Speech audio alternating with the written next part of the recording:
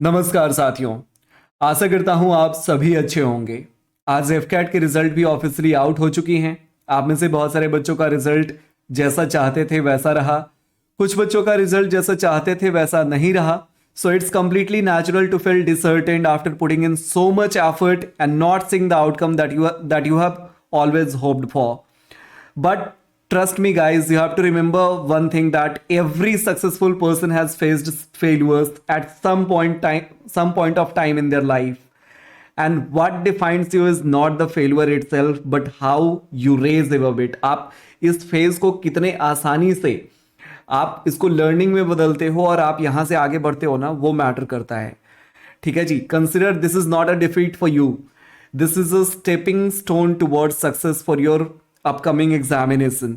It's an opportunity to learn, identify the gaps, identify the mistakes and work upon it. तो दोस्तों, इसी phase को आगे बढ़ाते हुए आज के सेशन की शुरुआत करते हैं with the first question on your screen which says the first 5-year plan was drafted by. दोस्तों, भारत का जो सबसे पहला 5-year प्लान था that was from 1951 to 1956. that was drafted by economist K.N. Raj and that was based on the Harrod-Dommer model. तो ये model भी आप याद रखिएगा, हैरोड-डॉमर मॉडल के ऊपर बेस्ड था भारत का पहला 5-year plan and that was drafted by the economist K N. Raj. ये जो मॉडल था दोस्तों, पहला जो हमारा 5-year प्लान था that was totally based upon primary sector. ठीक है। सो हैरोड-डॉमर मॉडल आप यहाँ पे याद रखिएगा। उस समय भारत के प्रधानमंत्री जवाहरलाल नेहरू थे और इनका भी बहुत ही प्रमुख योगदान था भारत के पहले 5-year प्लान में। ठीक है। So this plan was presented to the parliament of India in 1951 by K N. Raj. He was a veteran Indian economist. Now let us move to the next question for today. तो दोस्तों, ये जो सवाल है ना, ये एनडीए 2015 के सेकेंड एग्जाम में पूछा जा चुका है. क्वेश्चन नंबर 2 ये भी एनडीए 2017 में आया है and the question is match list 1 with list 2.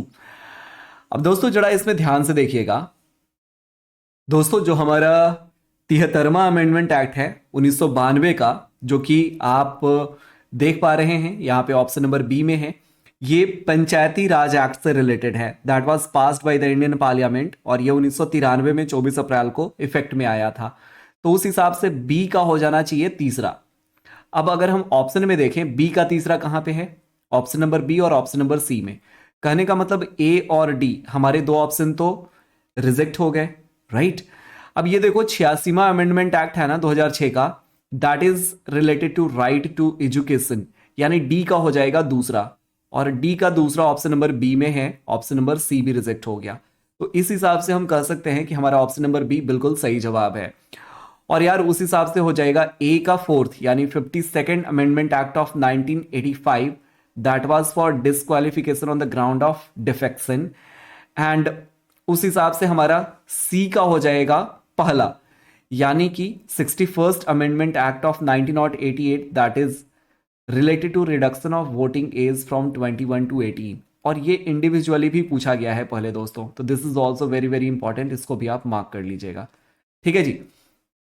Now let us move to the next question on your screen. आज के सेशन का तीसरा सवाल दोस्तों आपके स्क्रीन के ऊपर ये रहा.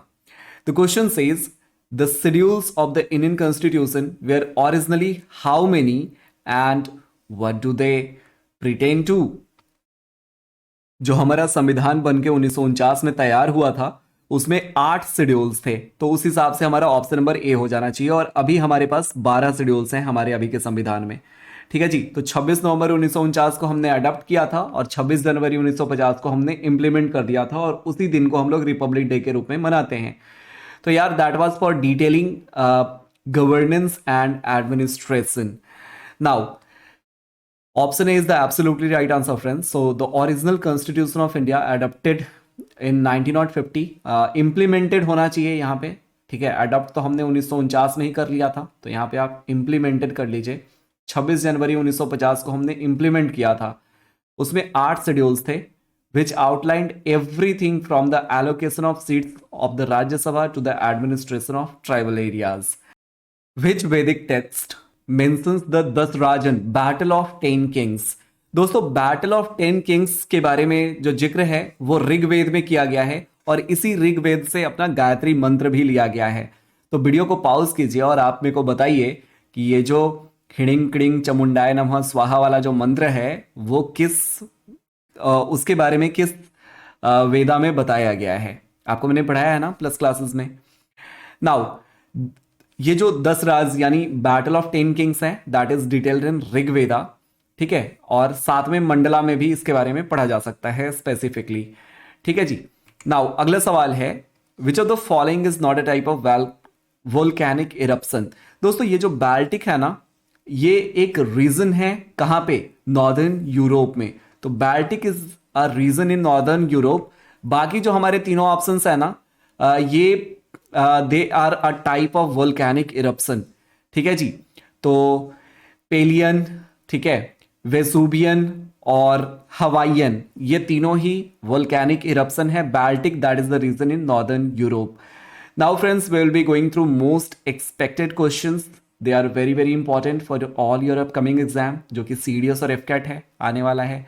तो दोस्तों पहला सवाल आपके स्क्रीन के ऊपर ये रहा। Which article of the Indian Constitution deals with the appointment of the Prime Minister?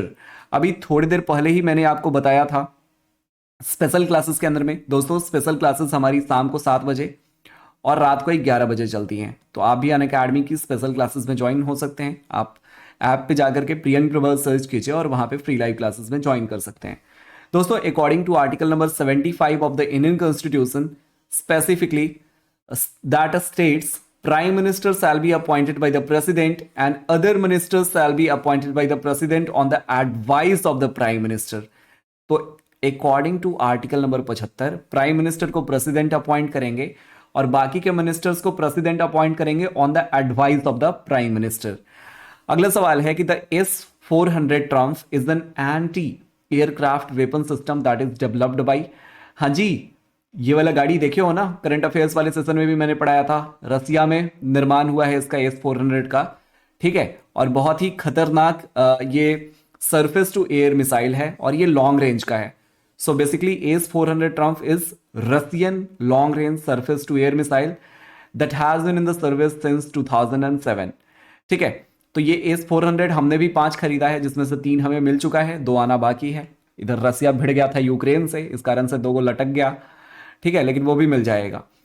Now which country is the largest contributor to the United Nation peace keeping force. दोस्तों ये एक ऐसा सवाल है ना जिसमें मतलब मेरे को लगता है ना सारे तेज बच्चे गलत करेंगे, क्योंकि इसमें कहते हैं ना देखन में छोट लागे घाव करे गंभीर, वैसा वाला आंसर है। ठीक है, बांग्लादेश एक ऐसा देश है ना जिसने पीस कीपिंग फोर्सेस में अपने सबसे ज्यादा जवानों को भेज रखा है। पीस कीपिंग फोर्स मतलब समझते हो, दुनिया में वैसे जगह जहां पे ज्यादा अशांति है तो यूनाइटेड नेशन की पीस कीपिंग मिशन होती है, तो सारे देश अपने अपने फोर्सेस भेजते हैं।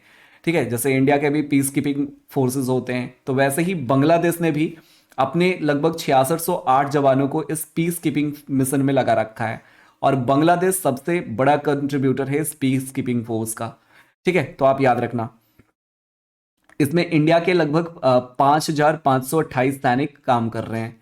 अगला सवाल है दोस्तों कि which principle explains the working of hydraulic lift. आपने इस तरीके से कार को जैक पे खड़ा हुआ देखा होगा, है ना, या फिर हाइड्रोलिक जैक्स जो होते हैं इवन लिफ्ट्स में भी यूज होते हैं। ठीक है, इसके अलावा भी बहुत जगहों पे आपने देखा होगा। ठीक है, तो ये किस प्रिंसिपल पे वर्क करते हैं, Archimedes principal, pascal law, Newton's third law of motion या बर्नौलीज प्रिंसिपल। देखो Newton's third law of motion तो हो नहीं सकता। ठीक है, पास्कल्स लॉ के बारे में आपने पढ़ा होगा, क्या कहता है, it states that a change in the pressure at any point in an enclosed fluid at rest it is transmitted undiminished to all the points in the fluid.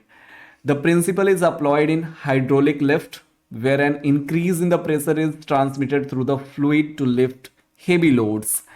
तो इसका और कहां कहां पे यूज है आप वीडियो को पॉज कीजिए और जल्दी से बता दीजिए। तो यार हाइड्रोलिक लिफ्ट में पास्कल्स लॉ यूज होता है, ठीक है, लेकिन हाइड्रोलिक लिफ्ट का इस्तेमाल कहां कहां पे होता है 4-5 एग्जांपल्स आपको कमेंट सेक्शन में बता देने हैं।